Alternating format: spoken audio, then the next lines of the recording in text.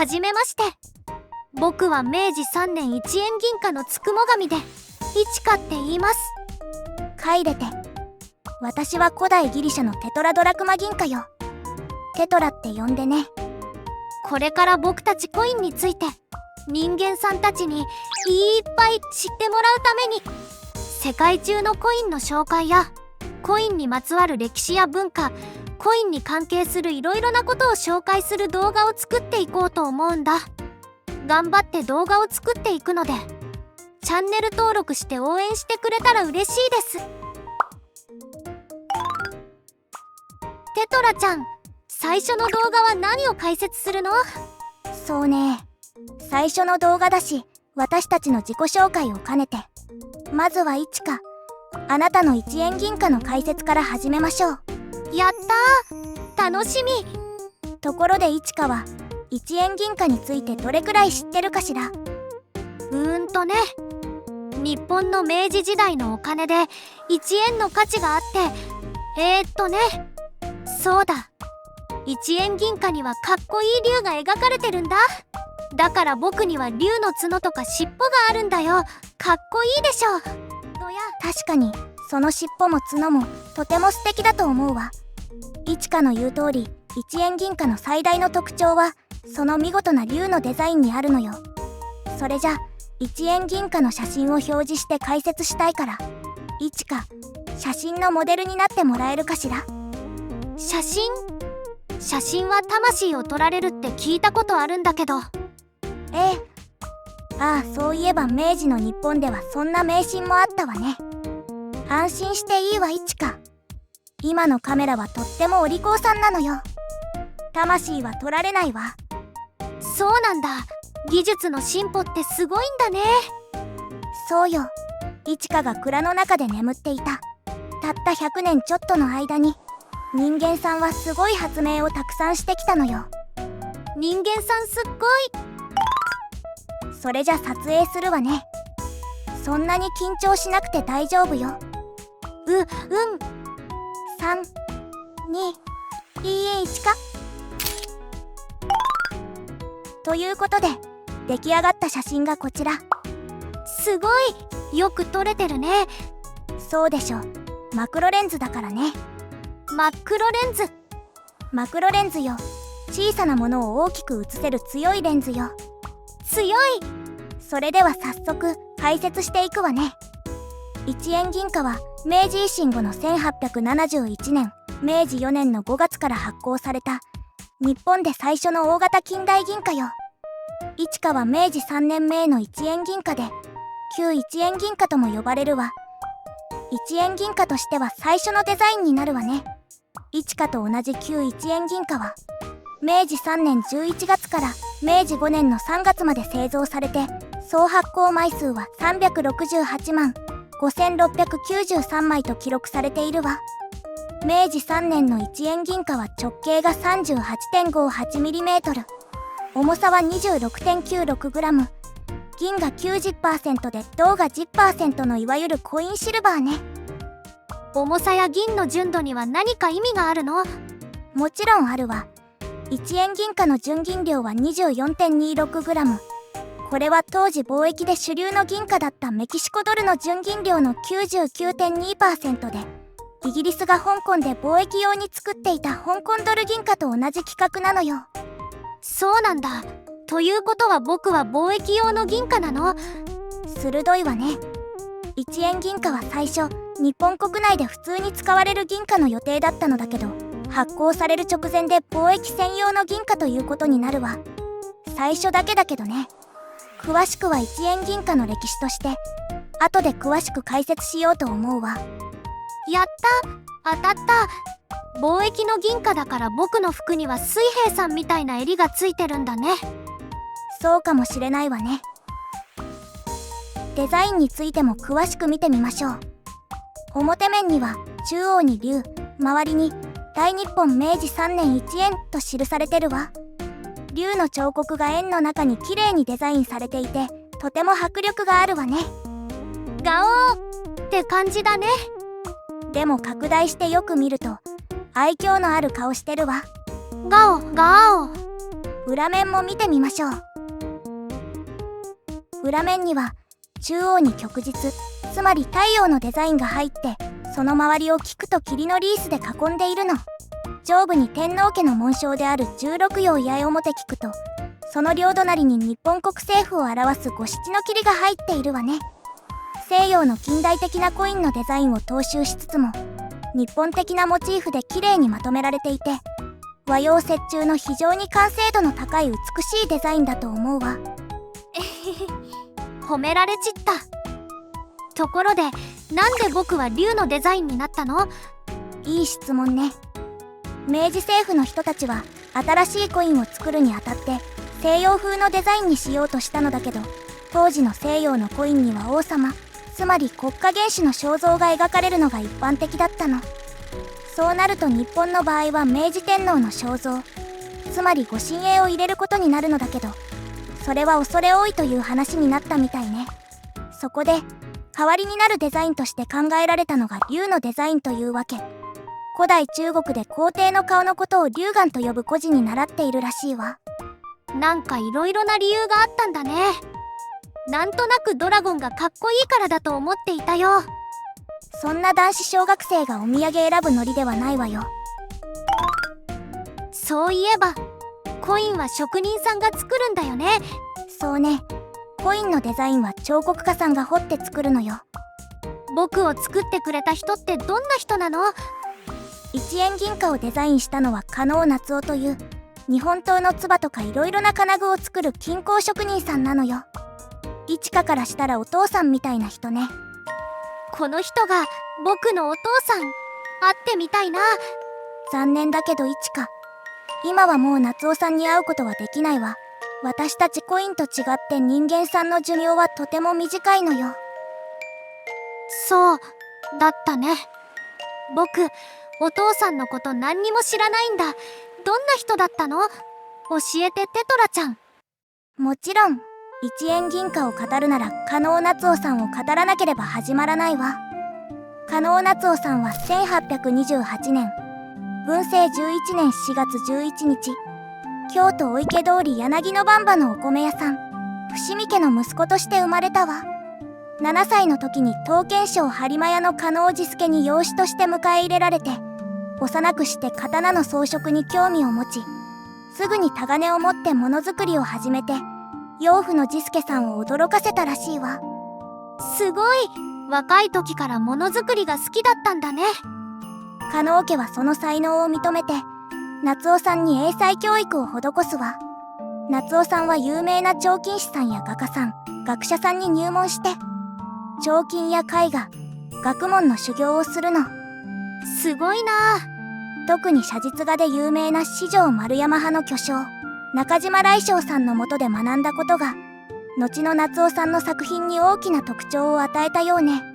夏夫さんのスケッチブックである剣具下図倉庫を見ると、刀の鐔や小柄といった小さなスペースに絵画的なデザインをバランスよく配置するための試行錯誤の研究の跡がわかるわ。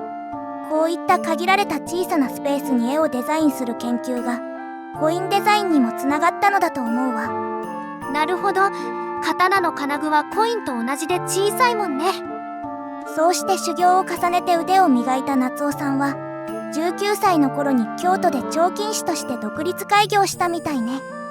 独立してからいろいろな作品を作った夏夫さんだけど、25歳の厄年を機に住み慣れた京都を離れ江戸に行くことを決意したわ。夏お父さんの冒険が始まるんだね。江戸神田の長屋を借りて刀剣仲間の紹介で仕事を始めた夏夫さんはすぐに江戸の彫金師の界隈で有名になったわ。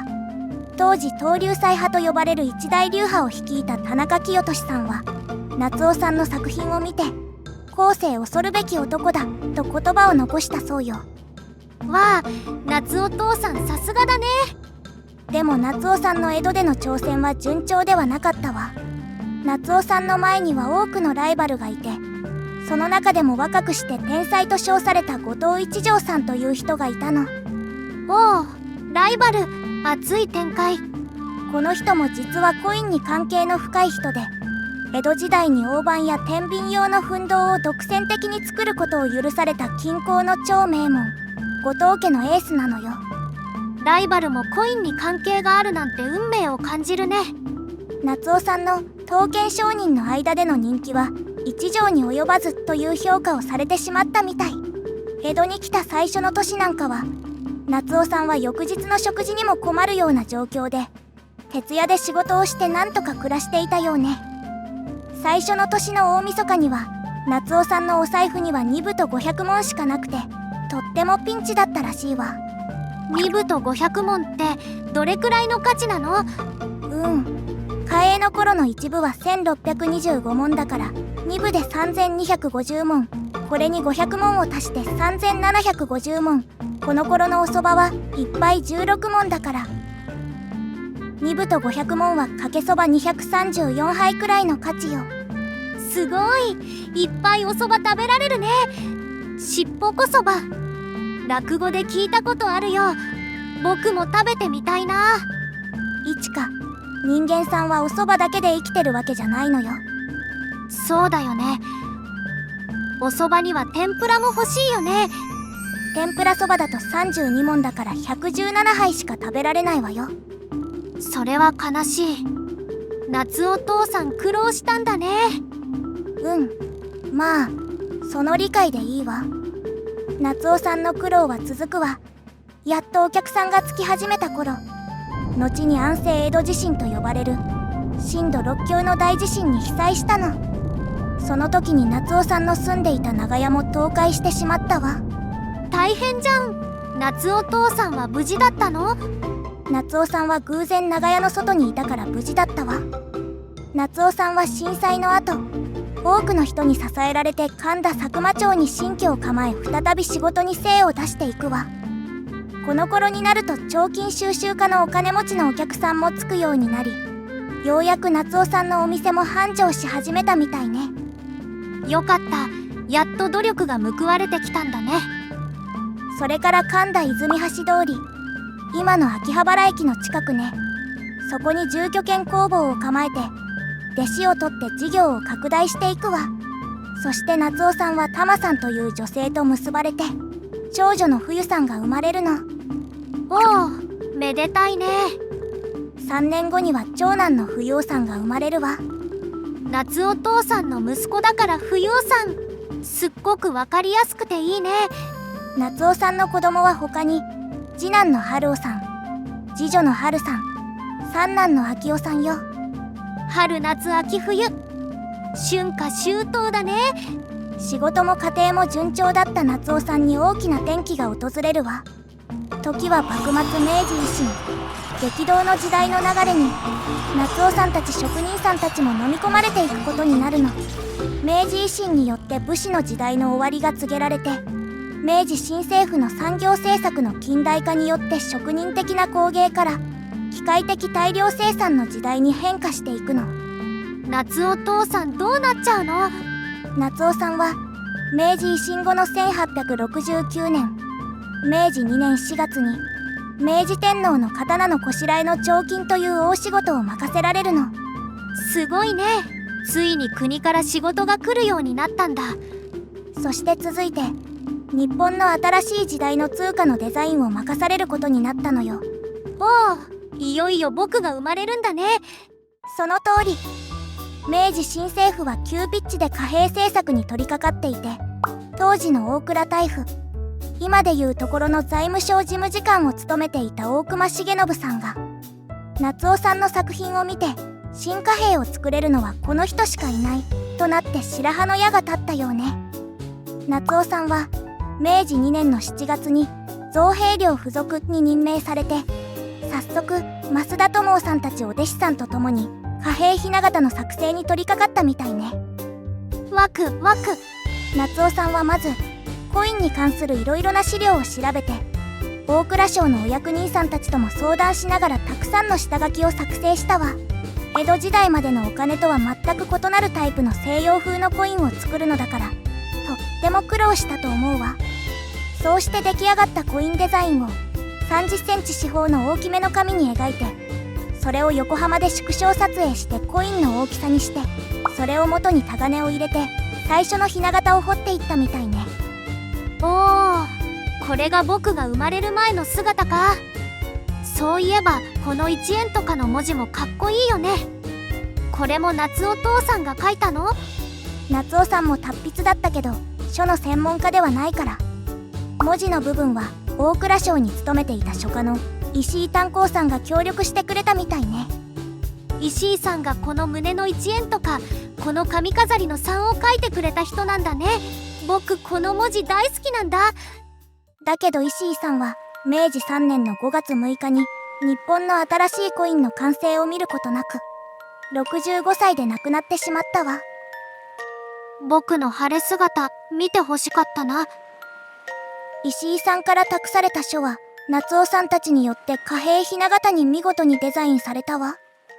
そうして完成した貨幣ひな形は明治3年4月頃英国ロイヤルミントに送られて、ロイヤルミントの彫刻家レナード・ワイオンさんによって試作の刻印が作られたわ。このレナード・ワイオンさんは多分世界で一番有名なコインデザイナーさんの息子さんなのだけど、それはまた別の動画で説明したいと思うわ。刻印って何なの？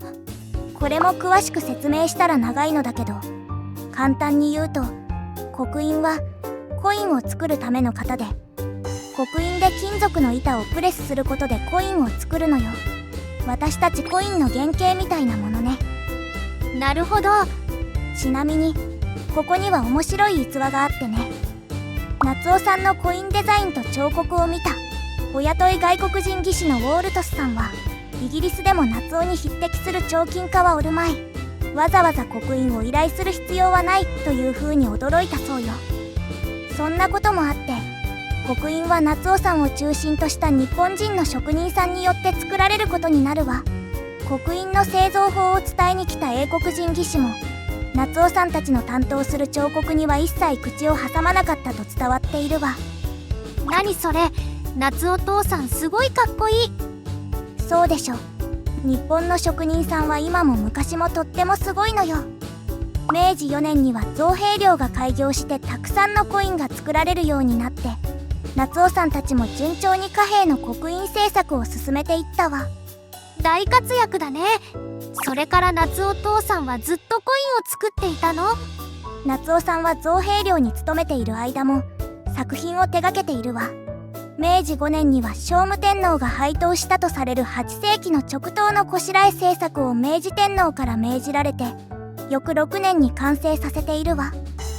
水龍と随雲をモチーフにしたこしらえで、刀剣愛好家でもあった明治天皇はこの刀に水龍剣と名付けたそうよ。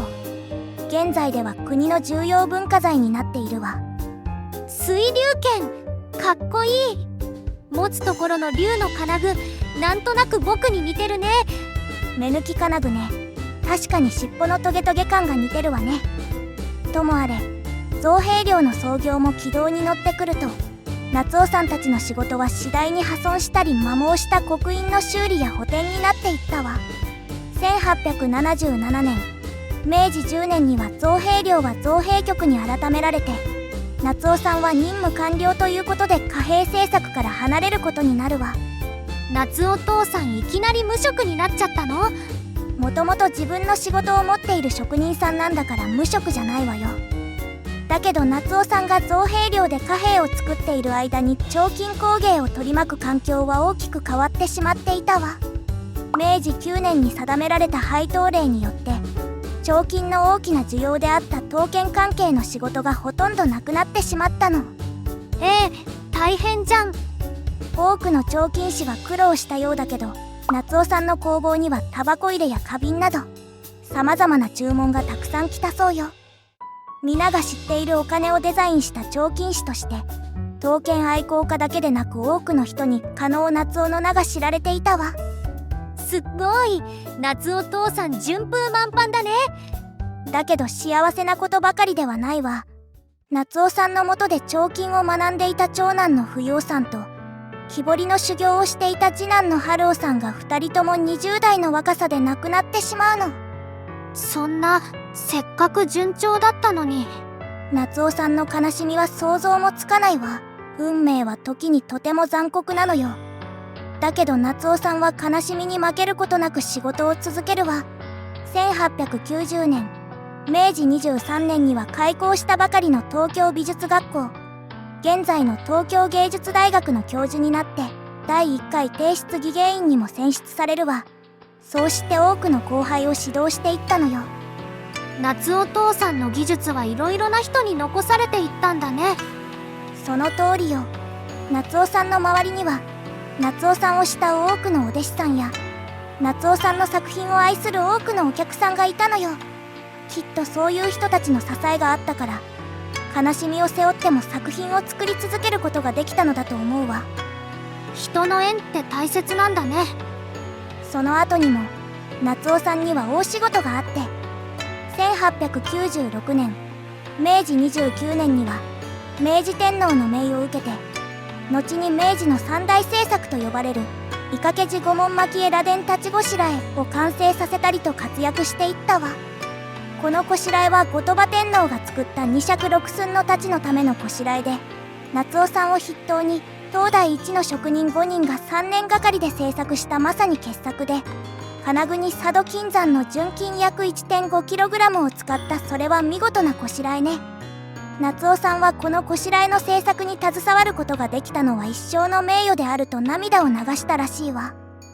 すごい作品だね。皇居東御苑内の三の丸肖像館に収蔵されているわ。いつか本物を見てみたいわね。夏お父さんはその作品を完成させた後はどうしたの？ 1897年、69歳になった夏夫さんは皮膚や胃を患って治療をしていたわ。夏お父さん体壊しちゃったの？大丈夫なの？治療をしてもなかなか回復しなかったみたい。だけどこの頃、1900年に開催予定のパリ万博に出品する作品を国から依頼されて、病を押して作品の制作を進めるわ。なんて職人魂。職人としての気概と執念を感じるわね。翌年、70歳を迎える夏夫さんを元気づけるために、お弟子さんたちが古希祝い、つまり70歳を祝うパーティーを企画するんだけど、50名近いお弟子さんたちが幹事を申し出て企画したものだから大変だったみたいね。夏お父さんすごい愛されているね。明治30年12月23日、上野不忍池の料亭で行われた古希の祝宴は、200名を超える人々が集まる盛大な会になったわ。夏夫さんは体調が良くなかったみたいだけど、お弟子さんたちの行為を無にできないと無理して出席したみたい。夏お父さんもお弟子さんをすごい大切にしてたんだね。だけどその無理がたたってか、約半月後に夏夫さんは入院することになるわ。へえ、そんなに体調悪かったの？お見舞いに来たお弟子さんを枕元に招いては、日本の美術、工芸の未来について語ったわ。心配するお弟子さんに、私の技は完成していない。病気から回復したら学びたい技がある。という風に楽しげに語ったそうよ。そして加納夏夫さんは1898年、明治31年2月3日、71歳でこの世を去るわ。最後の言葉は三男の昭夫さんに向けた言葉で、もし、お前が私の仕事を継ごうと言うなら、どうか仕事机に寄ったまま倒れ死ぬようなことがあっても、専念してこの仕事を愛し、楽しんで、真剣に励んでくれよ。どんなことがあっても、名人上手の人と呼ばれるようなことだけを願うでないぞ、だったわ。